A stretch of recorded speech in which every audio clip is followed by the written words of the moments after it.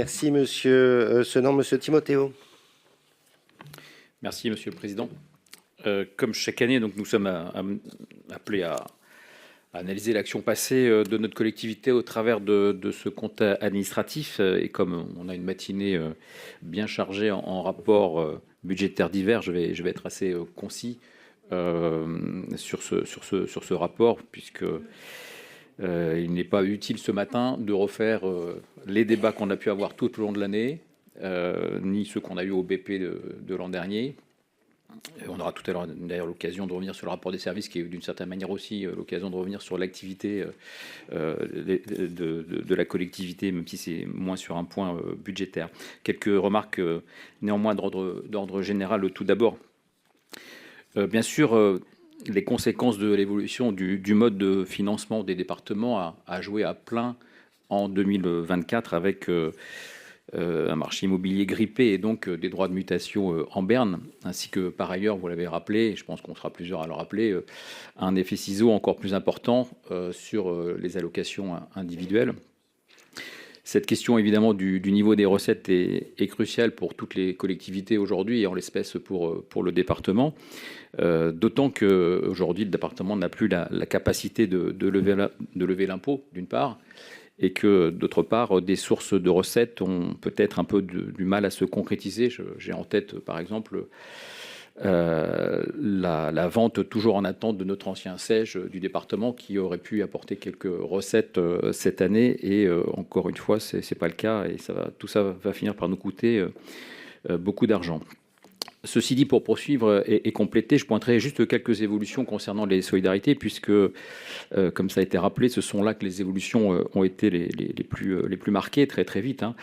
En 2024, l'augmentation des dépenses de solidarité a été largement expliquée par la hausse des dépenses liées aux allocations individuelles de solidarité et l'extension, de certaine manière, rétroactive du Ségur, même si des budgets plus importants ont pu être accordés sur ces postes-là à certains secteurs, comme effectivement, par exemple, celui de la protection de l'enfance, il faut le noter, avec quasiment plus de 247 millions dépensés en 2024. C'est 24 millions de plus que ce qui était prévu au BP. C'est évidemment une avance positive à noter, même si les objectifs d'amélioration de la qualité de l'accueil ne sont pas encore totalement atteints. C'est aussi le cas pour les parcours des personnes handicapées qui ont bénéficié d'un budget supplémentaire, notamment dans le cadre de l'habitat inclusif. Et sur cette question du handicap, même s'il n'y est pas fait directement référence dans le rapport, je n'oublie pas la situation de la MDPH, dont on a déjà parlé ici dans des séances précédentes de manière assez développée, mais rappeler la situation dans laquelle est cette maison du handicap, avec des délais, ça a été rappelé par notre collègue une fois précédente, des délais quand même d'instruction qui se sont en 2024 grandement dégradés. Sur le parcours senior, on a également dépensé un petit peu plus en 2024 qu'en 2023 malgré tout.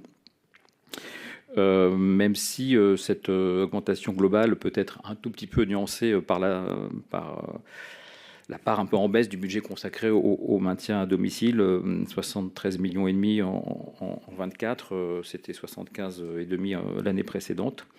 Sur la question des aides aux personnes âgées, justement, j'ai au passage une toute petite interrogation sur la baisse de plus de 4 millions des dépenses liées à la carte améthyste, qui passe de 20,4 millions réalisés en 23 à 16,4 millions en 2024, sans que j'en comprenne vraiment l'explication. Dernier petit point sur les solidarités, très rapide là encore. J'avais regretté lors du BP l'absence de présentation de la déclinaison locale du pacte des solidarités à ce moment-là. C'est fait maintenant dans ce document récapitulatif sur l'année. On y voit d'ailleurs des initiatives relativement intéressantes qui sont présentes, notamment dans la lutte contre l'exclusion ou la précarité alimentaire, mais d'une certaine manière, tout était déjà, me semble-t-il, porté par le département. Donc, rien de nouveau, juste peut-être un petit léger coup de pouce financier apporté par l'État en la matière. Et puis pour terminer, et là c'est sans doute le point à retenir, ce bilan de l'année 2024 révélé par ce compte administratif nous informe quand même d'une chose importante. Cette chose importante, c'est la confirmation d'un mouvement que nous avions déjà commencé à voir l'an dernier et qui se confirme durement maintenant, si j'ose dire. C'est celui de la fin véritable d'un cycle financier regorgeant d'excédents budgétaires massifs qu'on avait pu vivre jusqu'à ces dernières années. Cette période est en effet pour le moment révolue, puisque nous avons fini l'année avec un excédent de fonctionnement inférieur à 10 millions d'euros. Autant dire rien sur la base de notre budget de 2 milliards, et en tout cas 10 fois moins que l'année précédente.